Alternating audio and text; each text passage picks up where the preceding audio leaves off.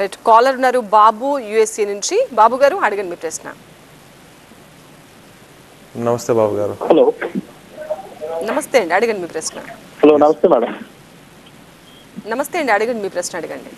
నమస్తే అండి. Sir, hello Sunil గారు, నమస్తే సార్.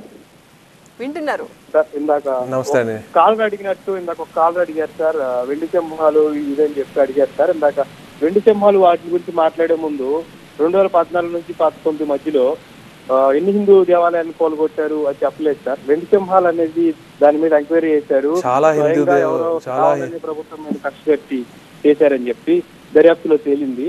రెండోది, వీళ్ళు ఉన్నప్పుడు చింతమనేని ప్రభాకర్ గారు ఏ విధంగా వనజాక్షిపై దాడి చేశారు, ఒక మహిళ ప్రభుత్వ ఉద్యోగపైన ఇలా దాడి చేస్తే సామాన్య పరిస్థితి ఏంటని చేశారు. అప్పుడు గుర్తు రాలేదు సార్, దళితులపై దాడి ప్రభుత్వ. సారీ టు ఇంటరప్ట్ అండి, నేను ఇప్పుడు ఏలూరు పార్లమెంట్ ఎంపీగా పోటీ చేస్తాను కాబట్టి దెందులూరు కూడా ఏలూరు పార్లమెంట్ లో పరిధిలోనే వస్తుంది. నిన్న రాత్రి 4 తలకాయలు పగలగొట్టారండి చింతమనేని ప్రభాకర్ గారు. 4 తలకాయలు.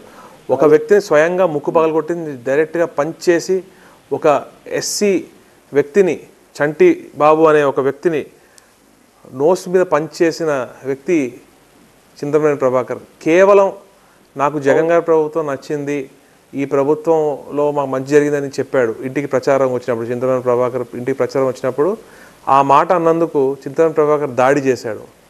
అలా దెందులూరులో కాన్స్టిట్యున్సీలో అరాచకం సృష్టిస్తున్నాడు చింతమనేని ప్రభాకర్.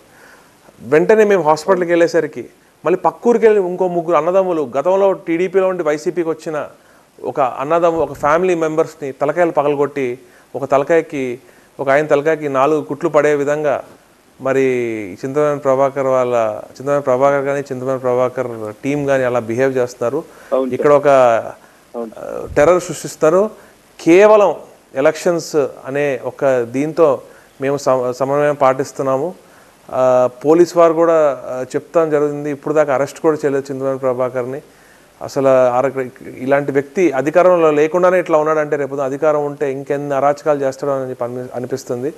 అలానే చూసుకుంటే గతంలో ఈ ప్రభుత్వాన్ని బద్నాం చేయడానికి ఇష్టమైన రాజకీయాలు చేశారు. గుళ్ళ గురించి, వీటి గురించి ఎక్కడో జరిగిన దొంగతనం గురించి కూడా ప్రభుత్వానికి ఆపాదించి కొంతమంది శక్తులు ప్రభుత్వాన్ని పేరు పాడు చేయడానికి కావాలని చేసినవి కూడా మళ్ళీ ప్రభుత్వానికి ఆపాదించి రకరకాలుగా ట్రై చేశారు. కానీ ప్రజలు మాత్రం ఏది నమ్మలేదండి. ప్రజలు మాత్రం జగన్ గారి వైపే ఉన్నారు. నేను చెప్తున్నాను చూడండి, రేపు ఎలక్షన్స్లో కూడా బంపర్ మెజారిటీతో జగన్మోహన్ రెడ్డి గారు మళ్ళీ గవర్నమెంట్ ఫామ్ చేస్తారు. తప్పకుండా ఈ అభివృద్ధి సంక్షేమ పరిపాలన ముందుకు కొనసాగుతుంది. ఎన్ని సీట్లు వస్తాయని అనుకుంటున్నారండి అసెంబ్లీ స్థానాలు?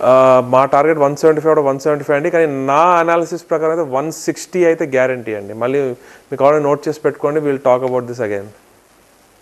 ఓకే, సో ఎన్ని ఎంపీ స్థానాలు వస్తాయనుకుంటున్నారు? నాకైతే 24 అనిపిస్తుంది. 25 టార్గెట్, బట్ 24 వస్తాయో అనిపిస్తుంది అండి. రైట్, ఇక ఇప్పటికే సిద్ధం సభలు, సీఎం జగన్ బస్ యాత్ర, ఇంకా రేపటి నుంచి 3వ విడత ప్రచారం ఉండబోతుంది. సో 3వ విడత ప్రచారంలో ఏమేమి హైలైట్స్ ఉండబోతున్నాయి? ఫైనల్ టచ్ క్యాంపెయిన్ ఎలా ఉంటుంది? అవునండి, ఇంకా దగ్గర ఒక 16-17 రోజులే ఉన్నాయి కాబట్టి జగన్మోహన్ రెడ్డి గారు క్యాంపెయిన్ రోజుకి 3 నియోజకవర్గాలు చేయబోతున్నారండి. మే 2 రోజు మళ్ళీ ఏలూరు ప్రాంతం రాబోతున్నారు. తప్పకుండా మాకొకటే అండి, మాకు కళ్ళబొల్లి మాటలు, అబద్ధాలు ఇవన్నీ చెప్పే అవసరం లేదు. కేవలం ఏదైతే చేశారో అది చెప్పుకుంటా వెళ్తున్నాము జగన్మోహన్ రెడ్డి గారు.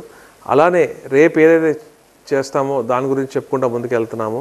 మేము ఇంకా ఈ డర్టీ పాలిటిక్స్ అని చేస్తుంది ఆపోజిషన్. నోటికి వచ్చింది మాట్లాడతారు, ఇష్టం వచ్చింది మాట్లాడతారు, ఈ పర్సనల్గా వెళ్తారు, ఫ్యామిలీని లాగుతారు. ఇంకా వాళ్ళకి ఈ పని తప్ప ఇంకా వేరే పనే లేదండి. వారు పాలసీలు, నేను యాక్చువల్లీ ఒక వారధి ప్రోగ్రాంకి వచ్చానంటే ఎన్ఆర్ఐస్ కాల్ చేస్తారంటే ఎన్నో మంచి క్వశ్చన్స్ వస్తాయి.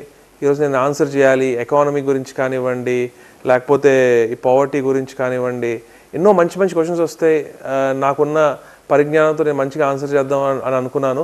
కానీ ఇక్కడ చూస్తే ఒక 2-3 క్వశ్చన్స్ బాగానే వచ్చినా కూడా మిగతావన్నీ కూడా అసలు ఈ వాట్సాప్ల్లో చూసి వాస్తవాలు తెలియకుండా అక్కడక్కడ బిట్స్ అన్ని రకాల కాల్స్ వస్తాయండి వారధి అంటే ఓన్లీ పాజిటివ్ కాల్స్ ఒక్క పార్టీకి అనుకూలమైన కాల్స్ రావు అన్ని కాల్స్ పాజిటివ్ కాల్స్ అని కాదు no no no no not positive calls అండి not positive calls I thought I'll get good questions అంటే ఇప్పుడు మీరు చాలామంది అంటారు గతంలో ప్రతిపక్షాల వారే అన్నారు మీరు ఇష్టం వచ్చినట్టు పనిచేస్తున్నారు డబ్బులు పప్పు బెల్లాల్లాగా అన్నీ కూడా ప్రజల్ని సోమరిపోతులు చేస్తున్నారు ఇలాంటి విమర్శలు చేసేవారు అలాంటివి ఏమైనా వస్తే నేను ఐ హ్యావ్ మై ఆన్సర్స్